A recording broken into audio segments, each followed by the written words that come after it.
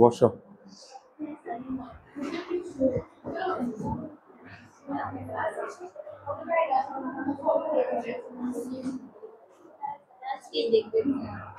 তোমরা কি করছিলা বাসায় ম্যাথ?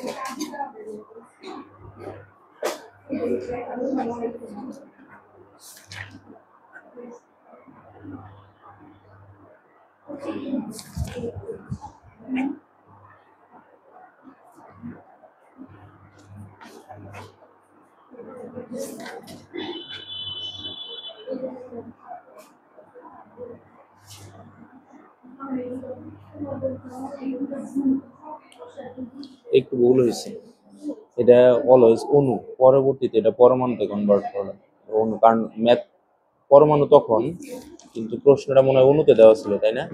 এই জায়গায় এটা অণু। আর কোনো আছে তোমাদের? এই তোমরা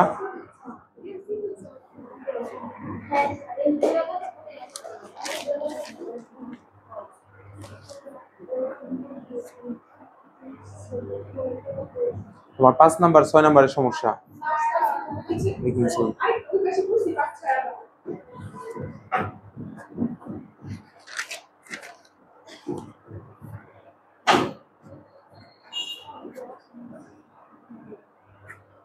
ধরো। তোমার করোনার কিসের এমসিকিউ করছো? কয়টা করছো? 19টা উঠাইছো?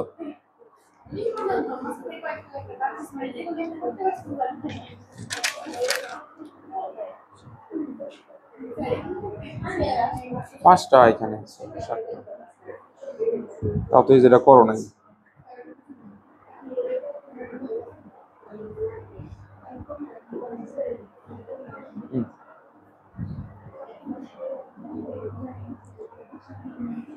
আচ্ছা, এই তুমি করো নাই?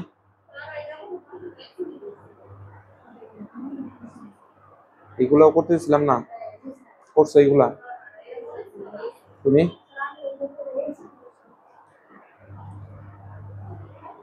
এমসিকিউ করছো? কিসে করছো দেখাও তো দেখি কিভাবে করছো।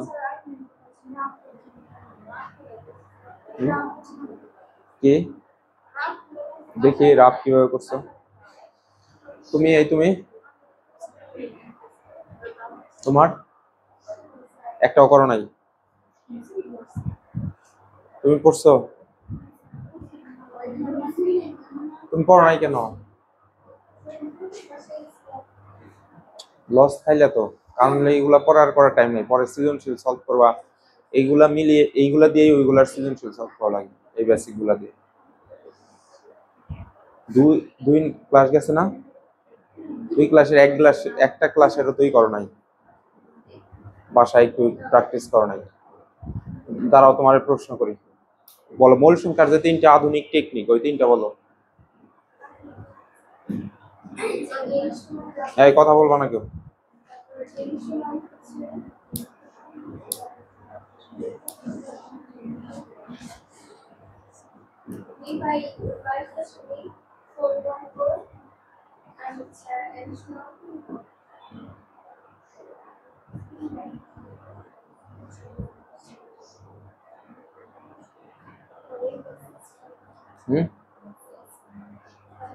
তুমি বলো 3টা সূত্র বলো।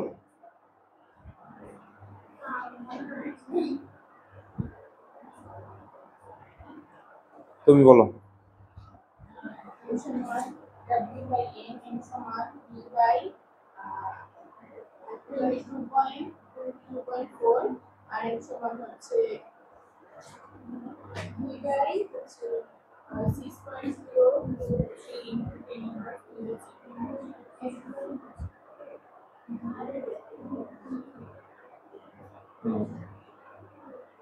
ওইখানে দেখে দেখে বললা না? বলো তো কোন সূত্র কখন ব্যবহার করবা?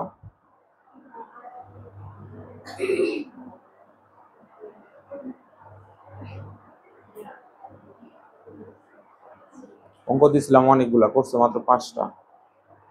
এইটা কি আমার? ফাঁকিটা কি আমার? অবশ্যই না। তুমি তোমার নিজের ফাঁকি দিতেছো। অনেক বড় ধরা খাবা যখন যখন এসএসসি থেকে আপ করবো, ইন্টারমিডিয়েট যা দেখবো ভালো পারফর্ম করতে পারতেছো না, ভালো জায়গায় চান্স হবে না, শেষ, লাইফ থেমে যাবে তখন। এখন একবার কোনো কোনো ভাবে চলে যাবে।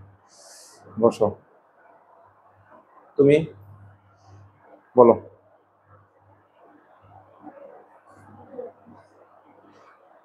তোমার এই ধরছি, বলো 3টে সূত্র বলো। n is equal to w by n প্রাম থাকলে n is equal to 3 by 5.4 metre থাকলে n is equal to n by 6.023 বসো, বলো, তুমি বলো এবার। n is equal to w by n প্রাম থাকলে n is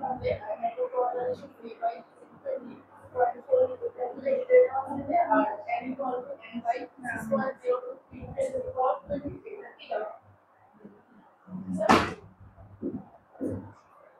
সব বলো, তুমি বলো।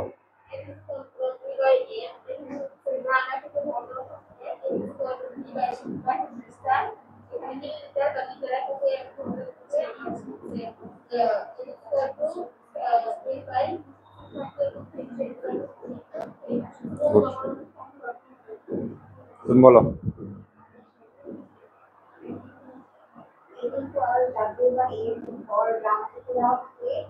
আর হচ্ছে এই ফল ডিভাই মাল্টিপ্লাই 4 আয়তন মিটার দাও করে আর হচ্ছে এই ফল ডিভাই 6.023 সব কমিশনার করে দিও। বসো, বলো, তুমি বলো। n equal to w by m lambda থাকে n equal to v by 22.4 যদি মিটার বা মিটার না থাকে আর n equal to m by 6.03 মধ্যে থাকে কি থাকে বলো। n equal to w by m এখানে সরল গ্রাম থেকে থাকে আর হচ্ছে n equal to v substitution চলে তাহলে হচ্ছে মিটার তো মিটার থাকে আর হচ্ছে n equal to n ভাগ 6.023 থ্যাংক ইউ, বলো, তুমি বলো।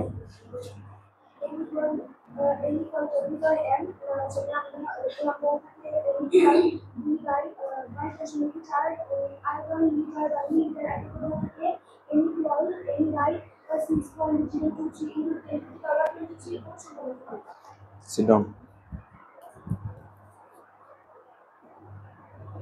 খাতা বের করো। তোমাদের সৃজনশীলের শীট দিছিলাম, কাউকে দিই নাই।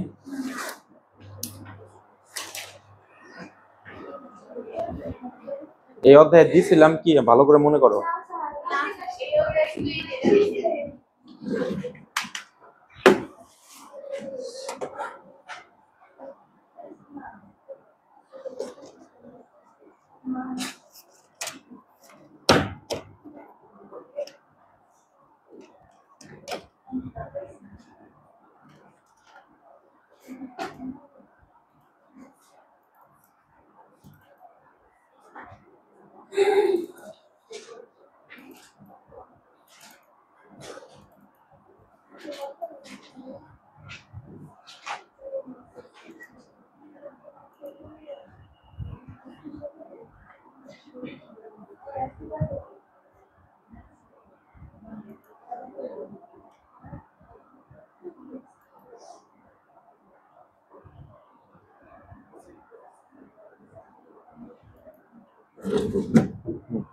আমি এই ম্যাথটা শুরু করি, তারপরে শীট প্রিন্ট হোক দিয়ে দেবো।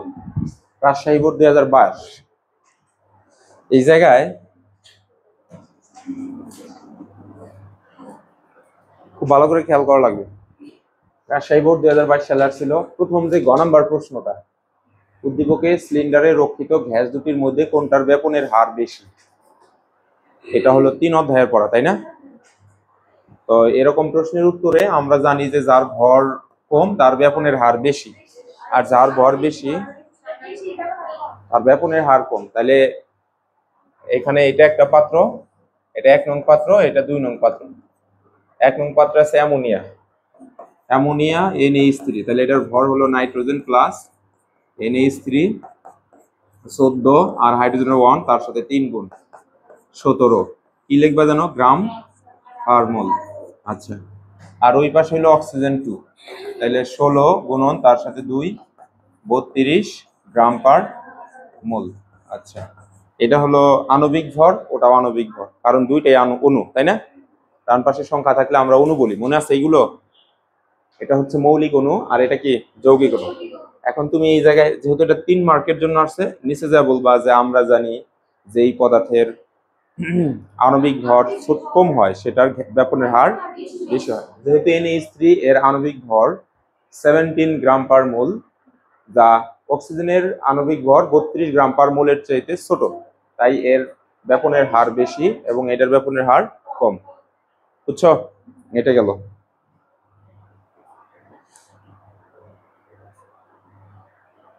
আচ্ছা, পরবর্তীতে আমরা ঘ নাম্বার প্রশ্ন হলো এই অধ্যায়ের, আর ওইটা ছিল অন্য এক 3 নম্বর অধ্যায়ের না 2 নম্বর অধ্যায়ের। তাহলে এই যে ঘ নাম্বার উদ্দীপকে উল্লেখিত গ্যাস দুটির, এটাও গ্যাসীয় পদার্থ, এটাও গ্যাসীয় পদার্থ, অণুর সংখ্যা সমান কিনা, এই যে এইটুকু চাইছে, অণুর সংখ্যা বের করতে বলছে, তাই না? আচ্ছা, পাত্রের মধ্যে শীট আছে সামনে, আধুনিক টেকনিকগুলো আমি এই জায়গায় লিখলাম। একটা ছিল N is equal to W divided by capital M, আর একটা ছিল N is equal to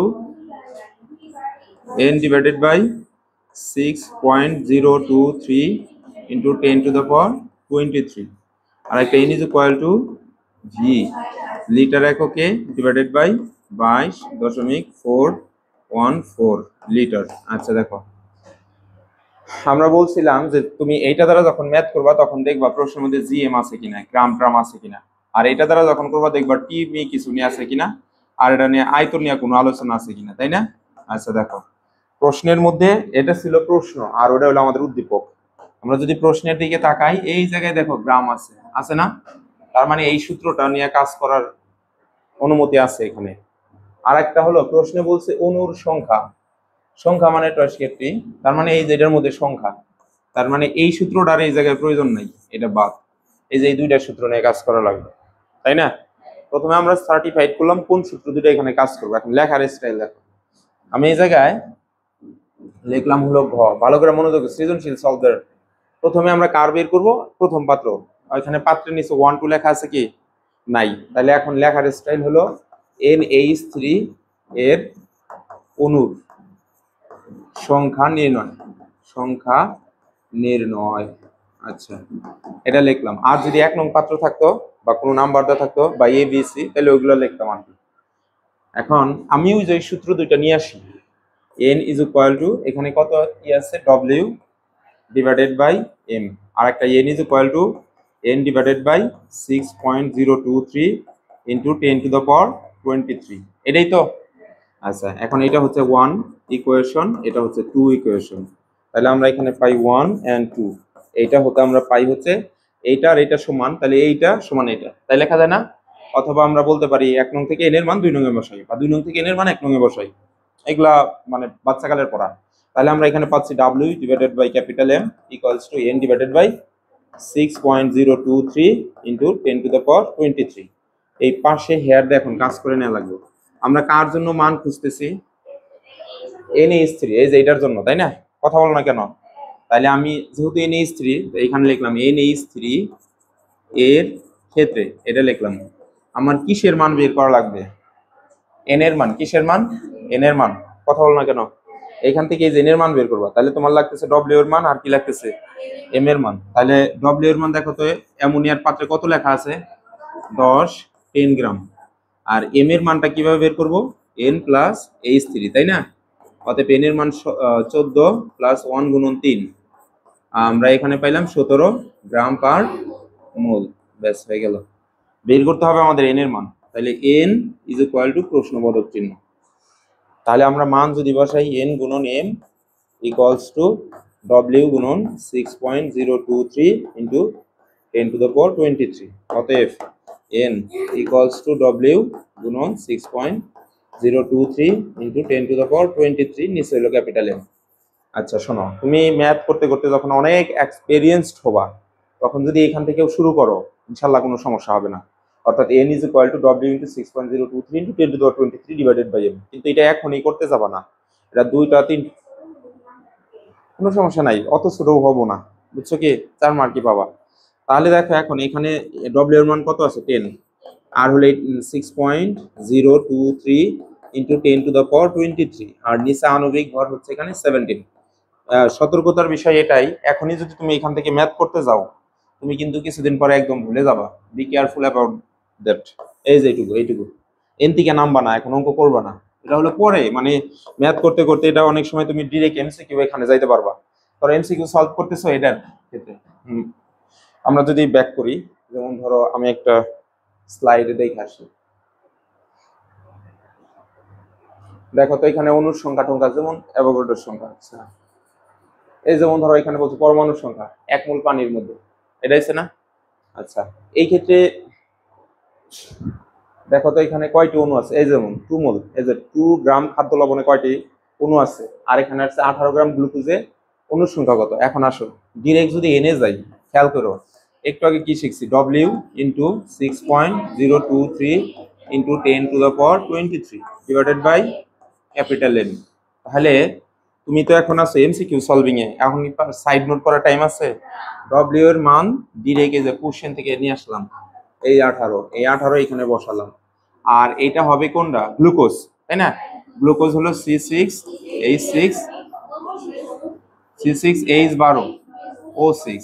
তাহলে এখানে পাইতেছি 12 গুণন তার সাথে 6 গুণ, প্লাস হাইড্রোজেন হলো 1 তার সাথে 12, প্লাস অক্সিজেনের হলো 32 গুণন 6, টোটাল মেবি 100 কত আসে? 180 করলেই তো হয়, তোমরা বসে 180।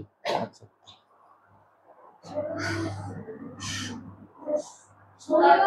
আচ্ছা আচ্ছা, দেখো তাহলে এখানে 16 গুণন 6, টোটাল মান আসছে হলো 1080 গ্রাম পার মোল। আচ্ছা, তাহলে মান যদি বসাই, তোমার কত আছে? 18 গ্রাম ইন্টু 6.023 ইন্টু 10⁻23, আণবিক ভর হলো 180। মান কত আসে? 18 গুণন 6.023 ইন্টু 10⁻23 ডিভাইডেড বাই 180, মান আসছে 6.023 ইন্টু 10⁻22। এই যে অ্যান্সার। আমরা কি বুঝছি ব্যাপারটা? তাহলে এমসিকিউ এ কিন্তু আমরা ডিরেক্ট এই যে এখান থেকে ম্যাথ করব। এটা কখন হবে? যখন তুমি কয়েকদিন ম্যাথ করবা। যদি আজকে থেকে শুরু করো তাহলে হবো না। আবার পাশেরটা দিলে করতে পারবা। খাদ্য লবণ বলতে কাকে বোঝায় বলো তো? তাহলে এটা হচ্ছে NaCl। ঠিক আছে, পারবা না এটা? এই করো তো দেখি, ওটা করো। সূত্র কিন্তু এই যে এইটাই, কারণ বাসায় না পড়লে হবে না। আমি তোমাদের রাস্তা দেখিয়ে দিতেছি, তোমরা যদি বাসায় না পড়ো কোনোভাবেই ভালো রেজাল্ট করা সম্ভব না।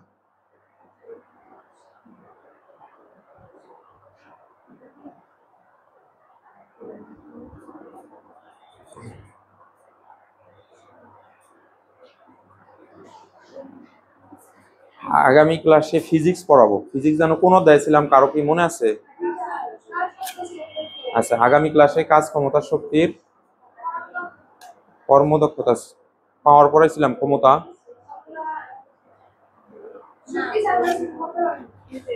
আগামী ক্লাসে ফিজিক্স চতুর্থ অধ্যায়ের ক্ষমতার অংশ ধরবো।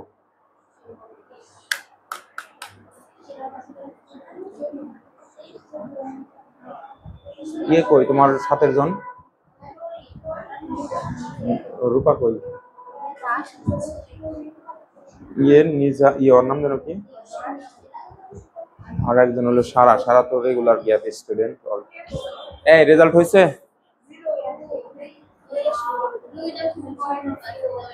এইটাই না? তাহলে তো পারলাই নাকি? তাহলে এটা কিভাবে আমি বুঝলাম? দেখো এখন তোমার বাসায় কাজ, এদিকে তাকাও। তুমি এখন n is equal to w লিখবা divided by capital M। n is equal to n divided by 6.023 into 10 to the power 23। n is equal to v divided by 22.4 litre. Student শোনো, বাসায় যদি আসলেই না পড়ো, আমি যত ভালো করে পড়াই, আমি কেন, সে যে টিচারই হোক, ভালো করে পড়াইলেও তো তুমি ভালো করবা না। যেমন ফাঁকি দেওয়ার অভ্যাস আর ভালোই, আমি দেখি খুবই অবাক হয়ে যায়। বাবা মা রেগুলার এত দূর থেকে নিয়ে আসে, ওইখানে থাকতে যে পড়াইলাম, ওই জায়গায় আমি দেখছি মানে অনেকগুলা পড়া দিলে করে না। মানে এ ধরনের টেন্ডেন্সিটা কি? টেন্ডেন্সিটা হলো ভিতরে ভিতরে ভাবে যে আমি তো পারি, পড়ার দরকার নেই। তোমরা বিশ্বাস করো আর না করো, ওর মতো তোমরা যারা আছো, বই শেষ হবে কিন্তু যখন নতুন টেস্ট পেপার আসবে পড়তে যায় দেখবা তুমি কিছুই পারো না, কারণ তুমি ভালো করে প্র্যাকটিস করো নাই। আর যারা এখন ভালো করে প্র্যাকটিস করতেছে, বিশ্বাস করো ওর হলো টেস্ট পেপার পড়তে পারো না, এনজয় করবে। হচ্ছে কি আমার কথা? সুতরাং তোমরা যে যতই ভাব ধরো যে আমি তো ভালোই পারি, তুমি পারবা না। কারণ আমি তোমার পড়াগুলো স্লাইস করে দিছি, ভাগ ভাগ করে দিছি। আর তুমি তো ইদানিং ভালোই পড়াশোনা করো না, তুমি অনেক ক্ষতিগ্রস্ত বা দেখো। শুরুর দিকে যেতটুকু দেখছিলাম, খুবই হোমওয়ার্ক যতটুকু তার চেয়ে বেশি করে করতে। এই যে ক্লাস 2 ক্লাস, আজকে ক্লাস 3 নাম্বার ক্লাস থেকে বড় বড় সৃজনশীল করবা, এই যে এইগুলাই জোড়া লাগে লাগা করো, তোমার এইখানে কি তুমি মনে করবা কিভাবে? পারবাই না। আচ্ছা, এটা গেল। তো এখন করার স্টাইল হলো এরকম ভাবে নৈর্ব্যক্তিক খুঁজে বের করা। এই যে এটা হচ্ছে চট্টগ্রাম বোর্ড 2015-তে আসছে, আনার পরে এই 3টা সূত্র 3বারই লেখা, এখানে লেখে নিজেকে প্রশ্ন করা যে কোনটা নিব। স্যার বলছিল গ্রাম থাকলে এটা নেওয়া লাগে, আচ্ছা নিলাম এটা, এভাবে টিক দিলা। তারপর অনু টেস্টে টি আছে, তাহলে স্যার বলছিল এটার মধ্যে টি থাকলে এটা নিয়ে কাজ করতে, তাহলে এটা নিলাম, ও তার মানে এটা এখানে দরকার নাই না। তারপরে এই দুইজন রে এখন এইভাবে লিখবা যে w divided by capital M is equal to n divided by 6.023 into 10 to the power 23। মানে তুমি যে এইভাবে ভেবে গেলা, মানে এটা যে সূত্রটা লেখলা, এই লেখার দ্বারা কি হলো বলো তো? মানে সূত্রও প্র্যাকটিস করা হলো। যেমন আগে কি করতাম, সূত্রই কইতাম না যে 5 বার লিখো 6 বার লিখো, 5 বার অঙ্ক করতে যা 5 বার লিখছো, এটা দ্বারাই তোমার ব্রেন তোমার এই তথ্যগুলো কনজিউম করে রাখলো, মাথায় রাখবা। আচ্ছা গেল এটা। আমরা যে সৃজনশীলটা নিয়ে কাজ করতেছিলাম সেটা হলো এই যে এটা, এই যে এটা ছিল।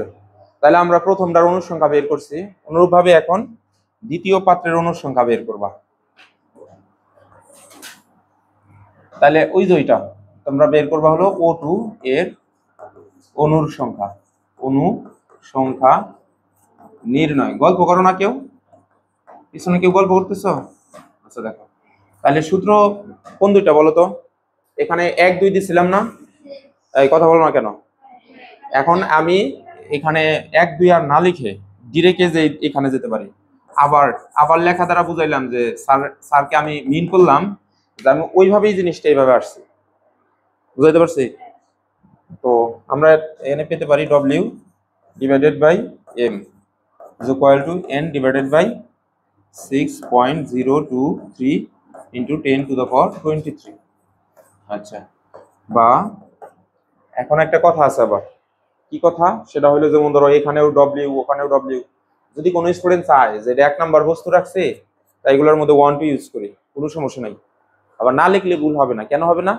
কারণ শুরুতে তো আমি এনে বর্ণনা দিয়ে দিচ্ছি, যৌমকেরটা করতেছি, এখানে অনুর সংখ্যা অক্সিজেনেরটা করতেছি, কোনো সমস্যা তেমন হবে না।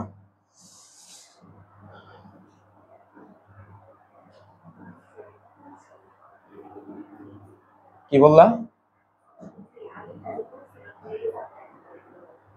ওইটা রেজাল্ট কত আসছে তোমরা বের করো নাই?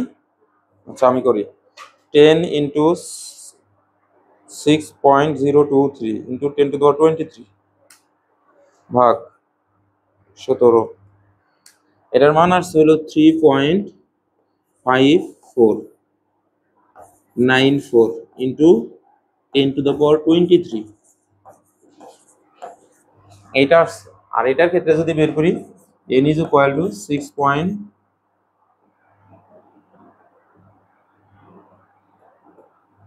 w একবার ডিরেক্ট করলাম, w into 6.023 into 10 to the power 23, নিচে ডিভাইডেড বাই হলো ক্যাপিটাল M, পাশে হেয়ার দিলাম।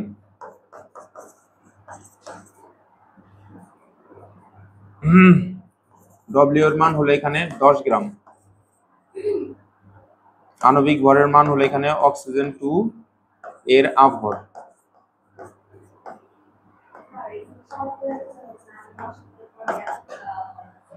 কোনটা?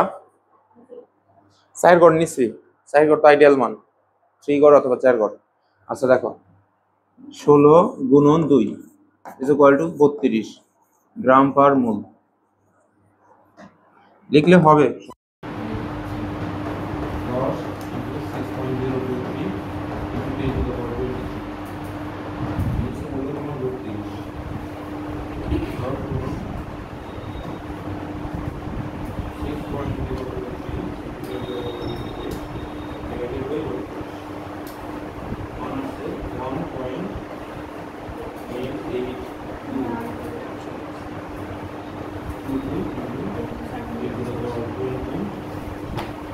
দেখো দুইটা লাস্টে যা দেখো ওদের দুইটা অনুসংখ্যা সমান নয়।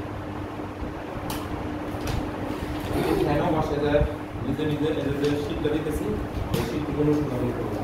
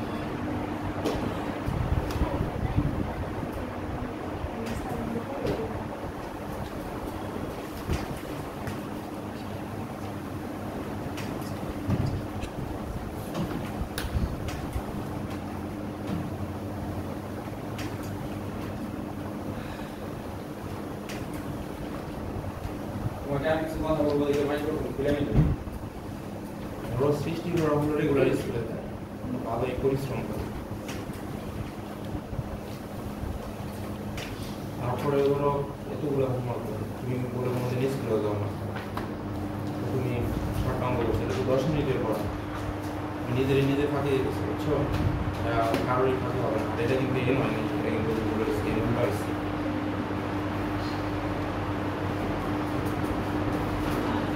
স্কুলে যা লাগতেছে কত কি করা লাগবে, তুমি স্কুলে যাও না, তুমি সাধারণ দিন বাসায় করো, কিন্তু তোমার অপমান করছো না, তাই না?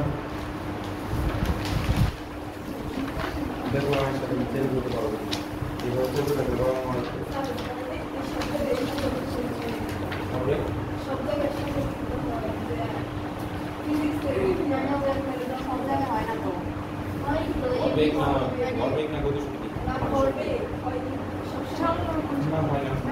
অনেক কাজেই হয়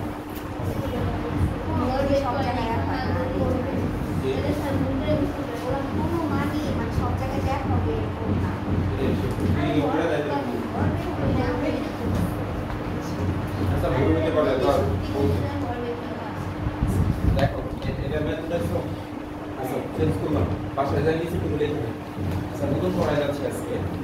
তো অনুসংখ্যা পরমাণু সংখ্যা এখনো যাদের প্রবলেম তারা হলো সামনে আরো পড়া কিছুই পাবে না। অনুসংখ্যা পরমাণু সংখ্যা নিয়ে এই আমাদের পার্ট 1 শেষ, এখান থেকে শুরু হলো আমাদের পার্ট 2, ধাপে ধাপে পার্ট 3 পার্ট 4 অধ্যায় শেষ। সলিউশন অথবা দ্রবণ স্কুলে নিয়ে গিয়ে অঙ্ক টঙ্ক করে শেষ করা হয়েছে না দিলে। তো তোমরা দেখো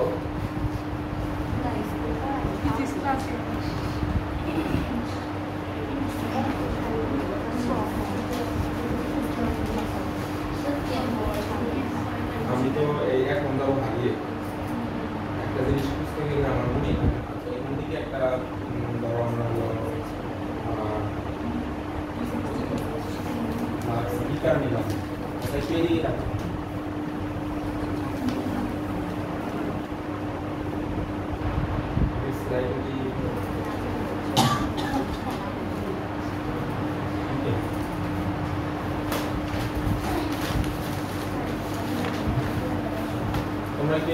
বলা হয়। এটা একটা বিকার,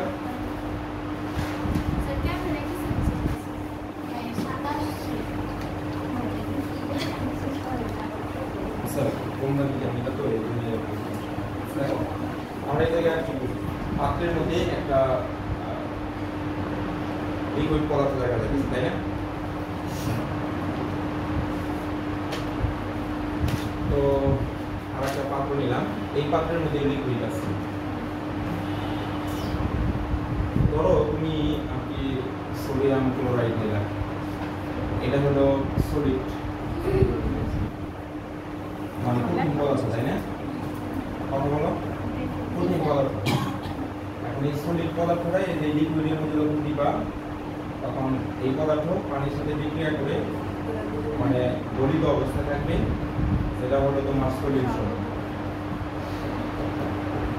মানে পানি গলিত দ্রব্য। অর্থাৎ একটা কঠিন পদার্থ একটা লিকুইডের মধ্যে দিলে মিক্স হয়ে যাবে, দেখো না? ওই পদার্থের যে অবস্থাটা তৈরি করো ওটা হলো সলিউশন। আবার আরেকটা ঘটনা, ধরো এই পাত্রের মধ্যে হলো তোমার আছে হলো দুধ আছে, আমার হবে না?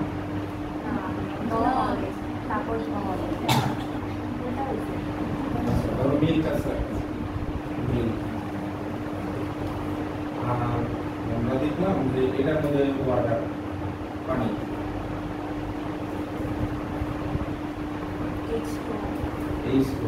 এখন এখানে কঠিন পদার্থ এটার মধ্যে ঢাললাম, ঢালার পর দুটো মিক্স করার পর যেটা হলো সেটার নাম হলো, এখানে যে পদার্থ আছে ওইখানে যা মনে হয় তাই হোক, এটা তো আমি বুঝতেছি, এই দিকে মনোযোগ দিতেছি না, তাহলে এটা হলো দ্রব। আর এইখানে যেটা থাকবে এটা হলো দ্রাবক, বুঝছো কি? মানে দ্রাবক পরিমাণে বেশি থাকবে। এই জায়গায় তাহলে কোনটা দ্রাবক আর কোনটা দ্রব এটা আমাদের বুঝতে হবে। এটা আমাদের বুঝার বিষয়। ধরো আমি দুটাই লিকুইড পদার্থ নিচ্ছি, এখন এটা